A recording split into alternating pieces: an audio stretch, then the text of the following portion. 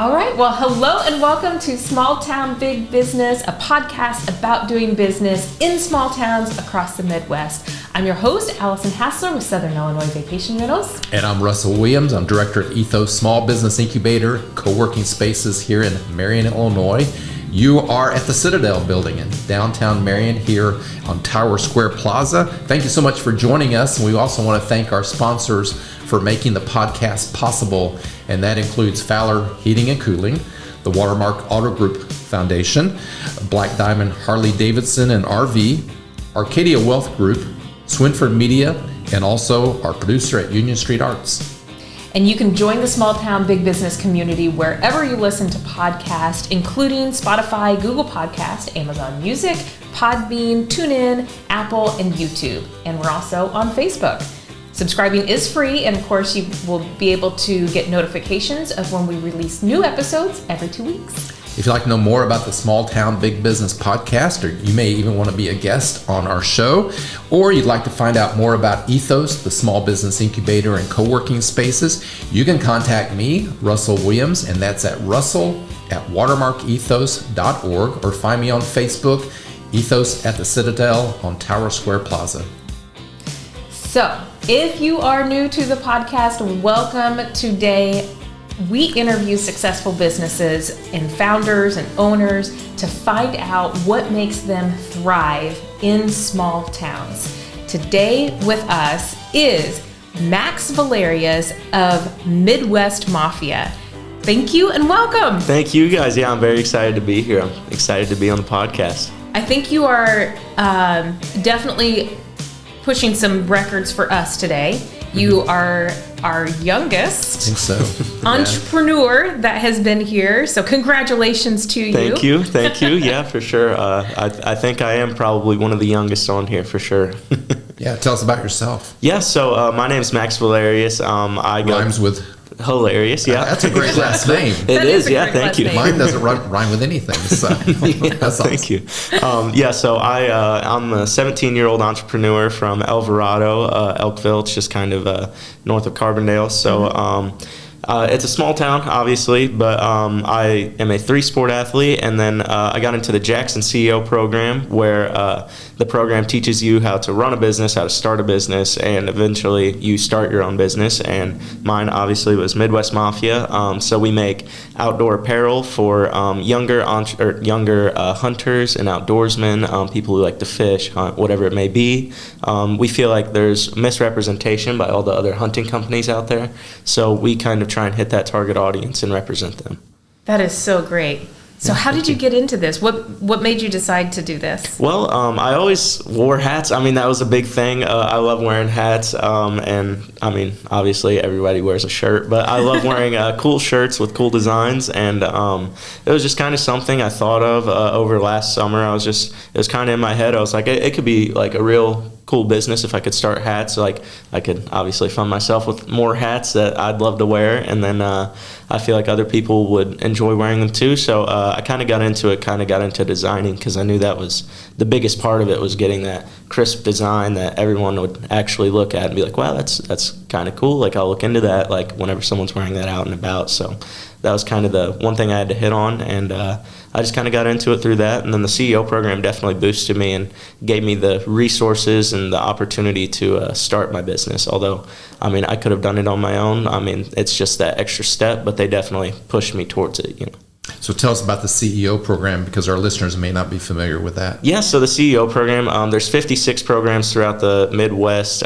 Basically, they teach young entrepreneurs, people who are really aspiring to start a business one day, or maybe even not. They kind of teach them the different skills and the ropes of business, and kind of what they need to be, what they need to develop to start, even if you're not going to have a business. You know, it teaches you those life skills, those speaking skills, where you get outside of your comfort zone. Their whole claim to fame is they graduate CEO students 10 years ahead of their peers, and it really does. I mean, I came into CEO with very bad public speaking skills, and I really didn't know anything about business, and I came out with a lot of different tools that definitely are going to help me down the road. for sure. Well, you're an excellent speaker. Thank you. Yeah. I just came You seem from very comfortable. Yeah, Thank you. Yeah. you just did a seminar and workshop about delivering an elevator's pitch to us, and you did an excellent job speaking. Thank you. Yeah, that was a big part of the CEO program, was that elevator pitch and getting down exactly what you want to say about your business, and it's definitely helped me so far. Talk more about that, because I think you just won a competition. Yes, I did.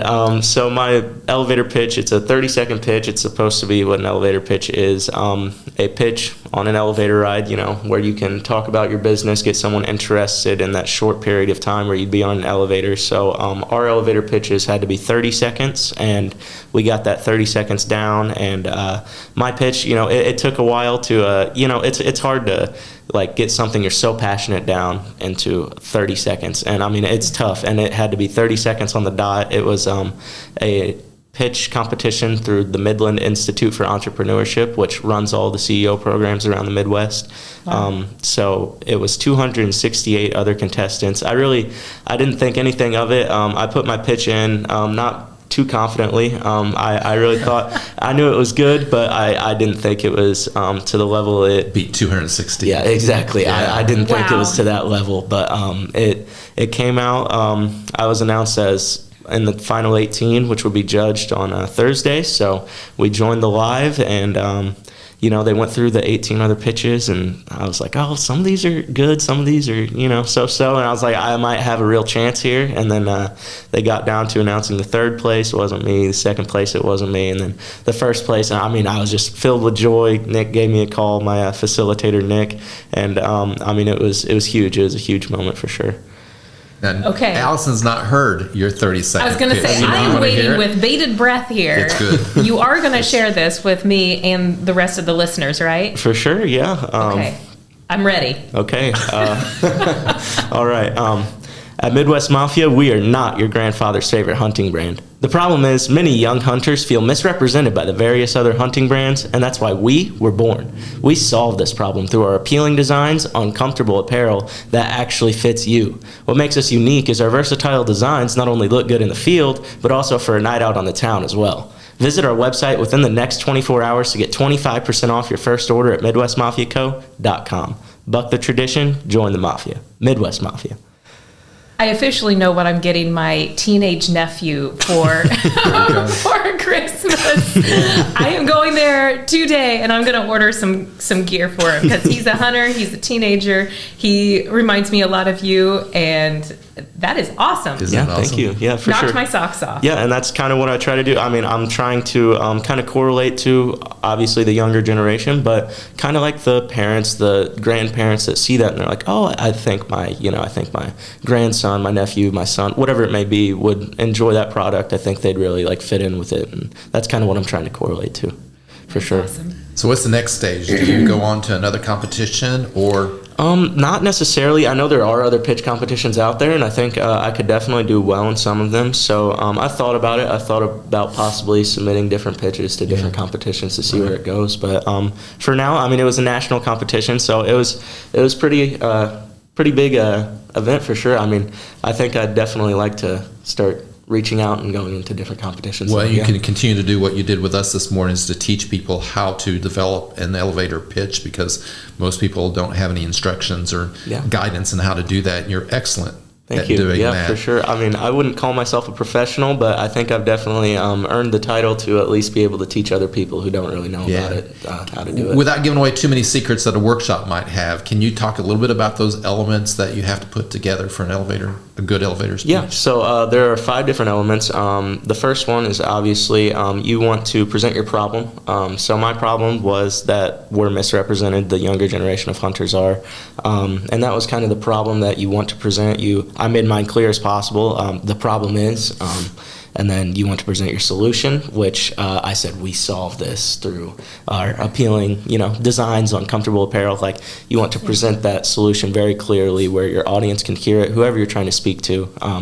And then you present your secret sauce, which is what makes you unique. It's kind of just what sets you apart from all the other, there are plenty of other hunting businesses out there, plenty of other hunting apparel businesses, and I just kind of try and hit on like why people would choose me. And then obviously the call to action is what kind of brings people in at that exact moment. It's kind of that factor that they're like, oh wow, like I need to do that right now. And that was the 24 hours you get a deal. Like if you're a young hunter listening to that, you'll be like, oh, like through the whole pitch, and then you're like, oh, like I should definitely check that out. And then on top of that, it's just the overall presentation. So you want to make it as clear as possible, as crisp as possible, and you want it to look good and sound good. And how many hours do you think you put into the development? In total, I'd say probably about a day's worth. So probably about 24 hours worth of just refining that pitch and getting it down. And I mean, the thing is with the pitch is it's obviously it sounds a little scripted with like the 30-second video, but like from there, whenever I'm just taking that to I don't know, like an event where I'm just talking to someone, like it really, like I can just kind of key in on some of those key pieces, but I can talk from those. Like I don't have to just go off that 30-second elevator pitch. And imagine to get it into the 30 seconds, there was lots of things that you were like, well, that was a good idea, but I don't have room for it. Like it's like creating a message. Yes. Even the 30-minute message, you can't talk about everything you know. Exactly. So it's like, this sound good, I'm going to use it something else. But one of the things you said that you thought you wanted to use, but you decided not to, was that your apparel was affordable. Mm-hmm. And you may have said cheaper. Yes. Right? And you were like, that's not what I want to pitch. Exactly. You don't want to sell yourself short on your own products, and that was kind of the thing. Like, it's hard to talk about yourself and brag about yourself in that way, but, like, I do have, like, more affordable clothing. Like, that's kind of a key part of it. Like, my hoodies are probably, like, $20, $40 cheaper than a lot of other brands are, but you don't really want to, put that out there and be known for that. Like, that's just something that isn't really a key factor to a business that you'd want to be known for. Yeah. So I want to ask you, what research did it take for you to go into finding, say, the right vendors where you're printing the logos and the things? I'm very curious because I'm not all of my businesses with my husband and myself have always been service-based. So I know very, very little about the retail side and e-commerce and those sort of things. So can you walk through your journey from the idea in your head to what it is today? Yeah, for sure. So the idea in my head, I kind of just, it definitely was like, oh, I could start hats. Because I knew someone, he's from DeSoto, so he's very local, Brandon Rischel. He started that Wild Whackers hat business, which was very well known in the area for a while. He kind of, he got a little busy with work and just kind of stopped doing it. But I kind of asked him for some tips and like who he went to for his hats and like local places that would embroider. And then whenever I was in school, I kind of got into just designing those different logos and different designs for shirts and hats on like Canva, like the cheap, it's completely free. You can design logos, whatever you want to do. And so I kind of got into all those different designing aspects. And then my first order, which actually I started out as Midwest Mafia Hat Company, and I started with shirts. I didn't even have hats yet because hats have been on real back order for a while now. But I just, I had just strictly shirts, and I started through Silkworm. They definitely, they're very... And that's a local vendor? Yes, for sure. They're very, very professional. I went to them with what my idea was, and I gave them an initial logo, and they took it. They came back to me with an even better logo. It was beautiful how well they work with me. But they printed off my first shirts, and it was okay. It went from there. I was like, okay, this is nice. And then I got into hats. I actually use Hat Embroidery Station in Carbondale sometimes. They're very quick. It's a little more expensive than other hat vendors that I could order from online, but it's definitely a lot faster. So that's one key piece to it. So I just print off this logo. I made it myself, and I just kind of went from there. And then on top of that, Silkworm has continued to help me. With these new shirts, I just put out a fishing line. That was a big one. And then actually I started doing like fishing lures because like baits are huge. And I started doing that with another local kid from Union County CEO. His name is Hunter Boyd.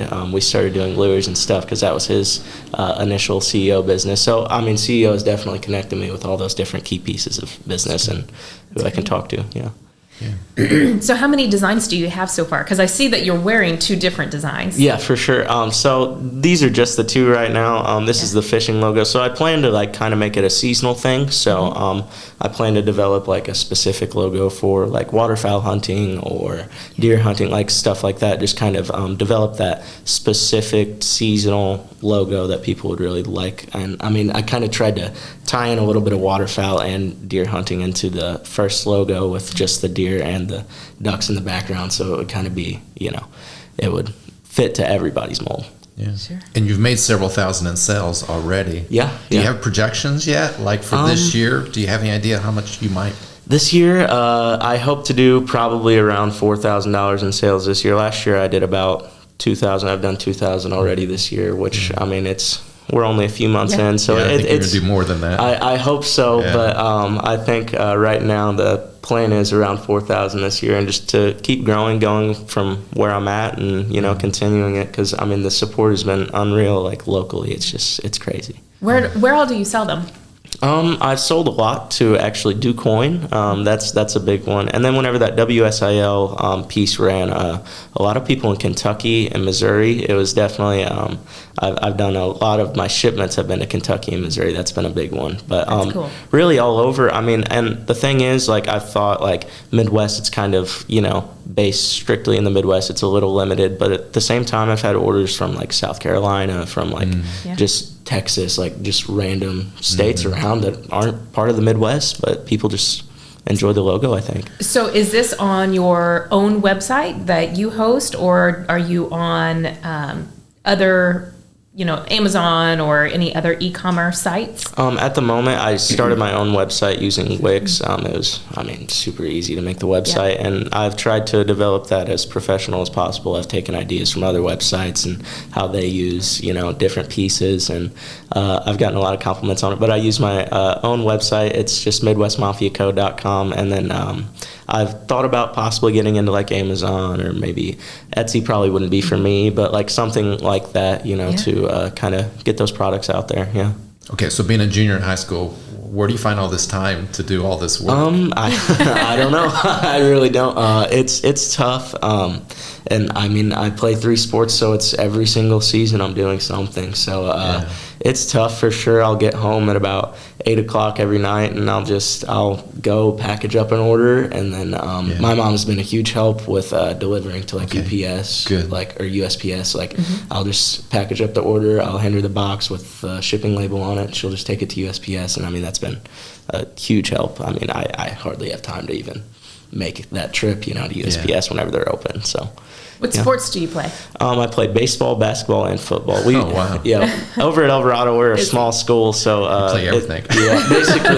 Basically, we co-op football with Murfreesboro. So I play football over at Murfreesboro, and then baseball and basketball over at Alvarado. Yeah. And you were talking about for the CEO program, 5 days a week, you have to be at the meetings. Yep. 7:30. 7:30, but we're there at 7:15. It gets started at 7:15. And you're dressed. Yep, dressed professionally in dress clothing, suit and tie, whatever it may be. We're never really business casual. It's always like dress pants, dress shirt, dress coat, whatever it may be. Yeah. That's a lot in one day for junior in high school. Yeah, I You're going to quit high school? That's a Shark Tank question. They always say, are you going to quit college to do this business? Or are you going to quit high school? It's tough. That's a lot. Yeah, I mean, I'm kind of, I love CEO. It's been definitely like a huge help for my future, but I'm definitely ready to sleep in a couple hours next year. I'm ready, Yeah. So it sounds like your mom plays a huge role in this and a support. What other support do you have from your community? Yeah, for sure. So obviously, like my dad was huge into hunting and fishing, and that's really what got me into it. And a lot of like our friends, like a lot of family friends, like that is like why we're friends with. Like that's where we met them, through like hunting groups and stuff like that. Like we have that group of like hunters, fishermen, like that we hang out with a lot, and they've definitely poured tons of support into me, and like they believe in the business, they believe in what it is. And like the thing is with it, we talked about in the meeting we had earlier, it's kind of like a group. Like it's not just me who like runs the business. It's almost like if you buy a hat, like you're a part of it. Like that's what I'm trying to build. Like I'll post as much like of other people on social media as I will of like products. Like I like to definitely get out there that, you know, it's a group thing. Like if you see someone with a hat on, like you're like, oh wow, like that's my type of person. Like that I know, like I know them even if you don't, you know. And what challenges have you had growing this business? One real challenge is just growing that following with I mean, obviously it's hard to keep product at such a young age without a real financial support system, but it's definitely like it's been a challenge, but I've gotten up there now where I can hold product most of the time, but sometimes it is hard, like especially with like shirts having different sizes and stuff. Like that's tough to be like, oh, I don't have your size. Like I don't want to say no, but I'm sorry, like I just don't have your size right now. Like it's definitely tough. So how are you going to solve that one? Investors, or have you thought about? I've thought about. I mean, we had a business loan through CEO. It was a small business loan. It's definitely tough for product-based business. The business loan doesn't really cover everything, but I've thought about possibly reaching out for more bank loans and seeing where that can go one day. Yeah. Okay.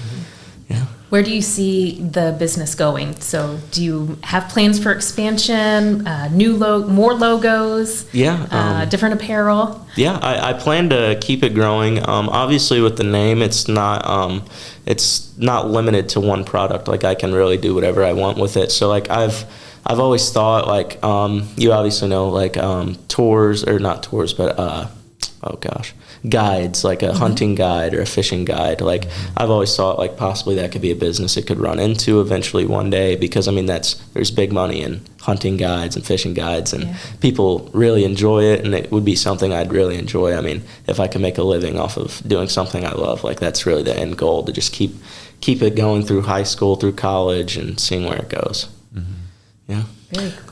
Back to the CEO program, if someone's listening or watching us and they would like to know, that's great for you, but how would that change my child, or how would that help my child? What's some of the benefits that you've seen through that program? For sure.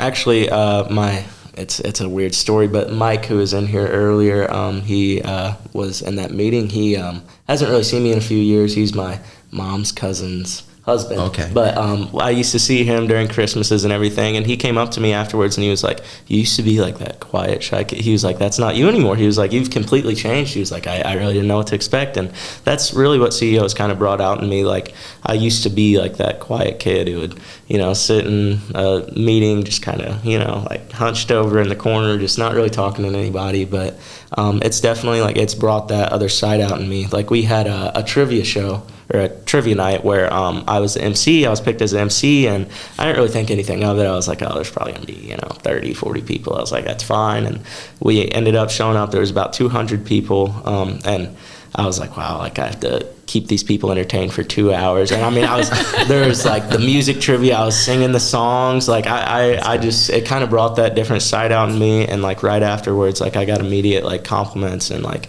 it really boosted that confidence up in me. And like ever since then, I feel like I've definitely just like changed to the point where I can talk in front of people confidently and comfortably and talk about my business like in a confident way. I mean, it really, even if I don't go into business, the CEO program like will develop those life skills for me that, I wouldn't have had otherwise.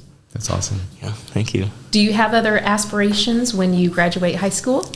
I'm not sure yet. I really want to develop up Elkville. That's been something I've really thought about, because we have a small town. There's really no business in Elkville. There's nothing really, but there's What's the population for those that aren't familiar? Maybe 1,000. I don't even know if it's 1,000 anymore. It's a small town, but we've talked for a while.